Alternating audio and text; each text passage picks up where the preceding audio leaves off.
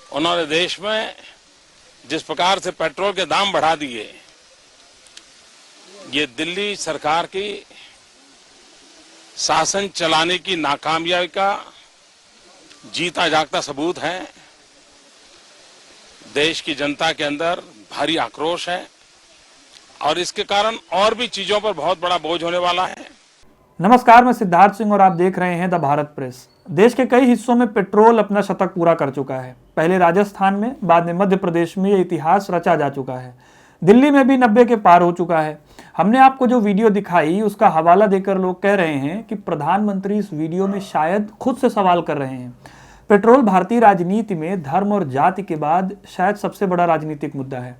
विपक्ष में बैठा हर नेता विपक्षी होने का कर्तव्य निभाता है और सरकार को घेरता है, लेकिन सरकार में आने के बाद शांत हो जाता है, बात करना पसंद नहीं करता, आंदोलनजीवी जैसे शब्दों का प्रयोग करने लगता है।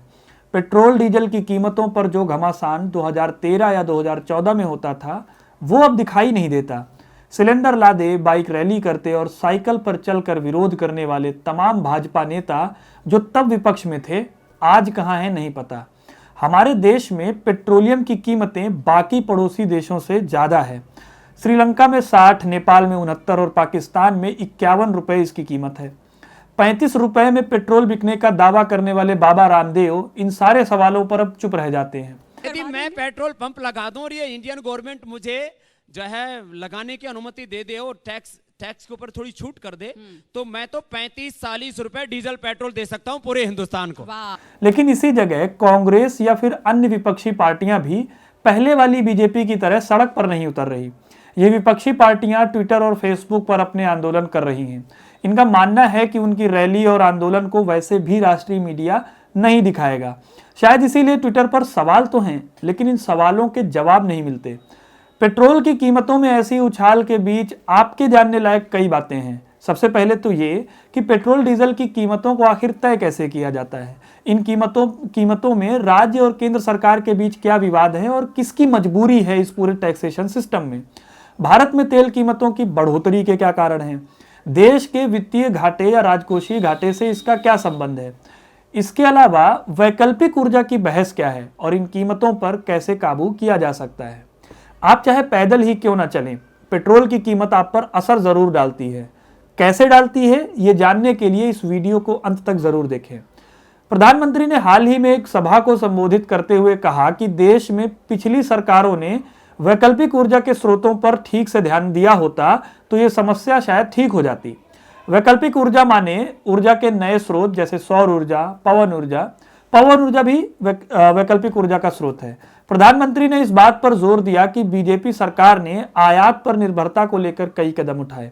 गन्ने से मिलने वाले एथेनॉल के प्रयोग में बढ़ोतरी से लेकर सौर ऊर्जा के प्रयोग में बढ़ोतरी तक की बातें कही। ये भी कहा कि देश में 2030 तक लगभग 40% ऊर्जा का उत्पादन ग्रीन एनर्जी स्रोतों से किया जाएगा। ग्रीन एनर्जी स्रोत का मतलब है कि प्रदूषण जिनसे कम से कम या नहीं के बराबर करने वाले स्रोत। इसके लिए उन्होंने सौर पंप, सौर ऊर्जा से बिजली उत्पादन और एलईडी के उपयोग को बढ़ाने की बातें कही।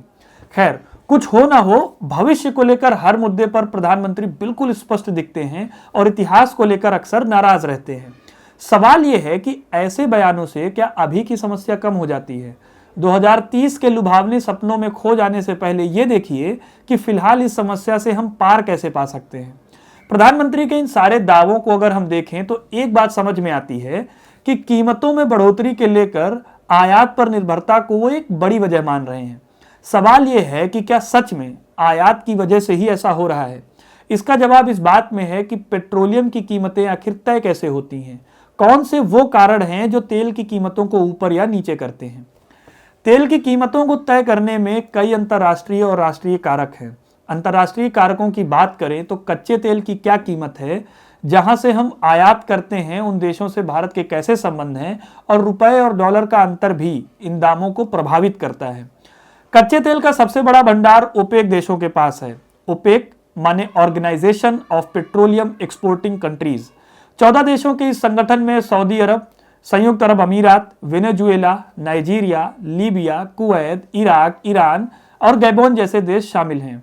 इसके अलावा कनाडा और रूस में भी पेट्रोलियम के भंडार हैं, लेकिन भारत इन देशों से बहुत कम आयात करता है। अब इन देशों से भारत के संबंध कैसे हैं, बेहतर हैं, तो कच्चे माल की अंतर्राष्ट्रीय कीमतों से ये देश थोड़ा सस्ता तेल हमें दे सकते हैं, लेकिन बहुत ज्यादा सस्ता भी नहीं कर सकते, क्योंकि इनकी इकोनॉमी इसी पर निर्भर करती है। भारत तेल के आयात पर निर्भर देश है। 2019-20 में भारत ने 89% तेल, 89% तेल और 53% गैस का आयात किया था। इससे आप आयात पर भारत की निर्भरता को समझ सकते हैं।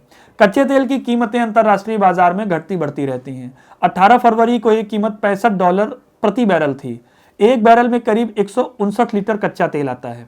अच्छा, एक बात और बताते हैं आपको, अभी जो $65 प्रति बैरल कीमत है वह 2014 में $110 तक पहुंच गई थी। अप्रैल 2020 यानी कोरोना काल में यह कीमत मात्र $19 रह गई थी, जब एक्साइज ड्यूटी बढ़ाई गई थी।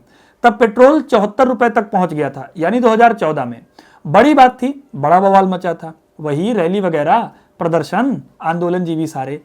अंतर्राष्ट्रीय इन कारकों के बाद राष्ट्रीय कारकों में कई बातें शामिल हैं। मसलन रिफाइनरी में कच्चे तेल से पेट्रोल, डीजल जैसे प्रोडक्ट को बनाने में आने वाला खर्च, देश के अलग अलग हिस्सों में पेट्रोल भेजने के लिए ट्रांसपोर्टेशन का खर्च। इसीलिए एक ही राज्य के कई जिलों में अक्सर तेल की कीमतें अलग अलग हो जाती हैं। केंद्र और राज्य सरकारों द्वारा लगाए गए टैक्स जैसी बातें ये तय करती हैं कि पेट्रोल और डीजल की कीमतें क्या होंगी। कीमतें बढ़ने के लिए दो बड़े कारक जिम्मेदार हैं। सबसे पहला, अंतर्राष्ट्रीय बाजार में तेल की कीमत अचानक बढ़ जाए। दूसरा है भारत में पेट्रोल पर लगने वाला टैक्स। भारत में केंद्र सरकार पेट्रोलियम पर एक्साइज ड्यूटी लगाती है और राज्य सरकारें वैट यानी वैल्यू एडेड टैक्स। जीएसटी अभी पेट्रोल उत्पादों पर लागू नहीं हुआ है, इसलिए ऐसे टैक्स भी अभी तक हटे नहीं हैं। भारत पेट्रोल पर लगभग 69% टैक्स लगाता है, जो दुनिया में सबसे ज्यादा है। दिल्ली में केंद्र सरकार की एक्साइज ड्यूटी ₹32.98 है और दिल्ली सरकार का वैट ₹19.32 है। इस तरह अगर दोनों को मिला दिया जाए तो दिल्ली के ₹90 पेट्रोल पर करीब ₹52 टैक्स लिया जाता है। डीलरों को मिलने वाला चार्ज अगर हटा लिया जाए तो दिल्ली में पेट्रोल की कीमत मात्र ₹32 के आसपास ठहरेगी। यही हाल कमोबेश डीजल का भी है। डीजल पर भी इसी तरह से टैक्सेशन लगाया गया है। केंद्र सरकार टैक्स क्यों लगा रही है? ताकि वित्तीय घाटों को कम किया जा सके, यानी सरकारी खजाने को पूरा किया जा सके। सरकार ने इस साल के बजट में भी एक्साइज ड्यूटी से पैसा जुटाने का लक्ष्य बढ़ा दिया है। और जाहिर सी बात है कि जीएसटी आने के बाद एक्साइज का सबसे बड़ा स्रोत क्या है? पेट्रोल। राज्य सरकारों की अपनी मजबूरी है। जीएसटी के बाद टैक्स कलेक्शन के उनके कई स्रोत कम हो गए हैं, तो वैट ही एकमात्र वो जरिया बचता है जिससे कि अपने खजाने को वो भर सके। राज्यों के पास वैसे भी पैसे जुटाने के लिए बहुत सीमित स्रोत हैं। इसीलिए असम और केरल जैसे राज्य जब वैट कम करते हैं तो कदम साहसिक लगते हैं। दूसरी बात यह भी नजर आती है कि इन राज्यों में अभी चुनाव होने हैं। बाकी आप समझदार हैं। इन सारी बहसों के बीच जो वैकल्पिक ऊर्जा की बहस चली है वो भी बहुत जरूरी है। भारत ने पिछले कुछ दिनों में इस तरफ ध्यान दिया है।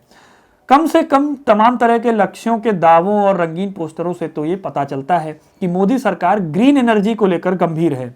लेकिन इस क्षेत्र पर भी कई तरह की आशंकाएं हैं, कई सवाल हैं। सबसे पहला तो ये कि क्या ये ऊर्जा के स्रोत सचमुच पेट्रोलियम से हमारी निर्भरता कम कर सकते हैं? नितिन गडकरी ने बयान दिया है कि पूरा भारत जो है वो बिजली से चल सकता है। कितना हसीन सपना है ना। लेकिन आप ये समझिए कि बिजली एक प्रोडक्ट है जिसे बनाने के लिए इन सभी ऊर्जा स्रोतों का प्रयोग होता है, चाहे वो रिन्यूएबल एनर्जी हो या फिर नॉन रिन्यूएबल एनर्जी हो। क्या ऐसे बयानों से अभी की समस्या कम हो जाती है? वैकल्पिक ऊर्जा पर कई एक्सपर्ट्स का मानना है कि दुनिया अभी भी तेल युग में जी रही है और यही दुनिया का आधार भी है। इसलिए हम निर्भरता को भले ही कम कर सकते हैं, लेकिन उससे किसी तरह की दूसरी तकनीक पर पूरी तरह चले जाएं, ये बात अभी भी दूर की कौड़ी है।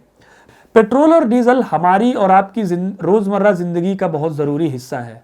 आप पैदल भी चलते हैं तो भी यह आप पर असर डालता है। इनकी कीमतों से अर्थव्यवस्था की रफ्तार तय होती है। बढ़ती कीमत से कई तरह के सामानों पर लागत बढ़ जाती है, उनको लाने ले जाने की लागत बढ़ जाती है। इससे होता यह है कि चलने फिरने तक से लेकर खाने पीने और पहनने की चीज़ें महंगी हो जाती हैं। महंगे सामानों से जेब पर खर्च बढ़ता है और लोग ज़्यादा पैसे में कम खर्च कर पाते हैं। सबसे आखिरी बात यह होती है कि अर्थव्यवस्था सुस्त पड़ जाती है और यही सरकार को तय करना होता है कि वह महंगाई पर कंट्रोल करे या फिर टैक्स को कम करे। दूसरे हिस्से को सरकार बहुत जल्दी नहीं छूती, इसलिए इन टैक्सेस की मार सबसे ज़्यादा आम जनता पर पड़ती है, यानी हम और आप पर पड़ती है। पेट्रोल डीजल की कीमतों पर हो रही इस बढ़ोतरी को कम करने के तमाम दावों में सबसे सटीक ये लगता है कि सरकार ही अपने टैक्स सिस्टम में सुधार करे। सरकार को टैक्स के नए स्रोतों को खोजना होगा, जिससे कि अपने खजाने का ठीकरा हर बार पेट्रोल पर ना फूटे। इसके अलावा भारत में रिफाइनरी में जो प्रयोग हो रही तकनीक है वो बहुत पुरानी है, इन्हें बदला जाना बेहद जरूरी है। पुरानी तकनीक के चलते ही कच्चे तेल से पेट्रोल और डीजल निकालने की क्षमता कम हो जाती है, और इसका किस पर असर पड़ता है आप जानते ही हैं। आपको अभी भी कई लोग ये कहते मिल जाएंगे कि इससे लोगों के भले के लिए ही पैसा खर्च होता है।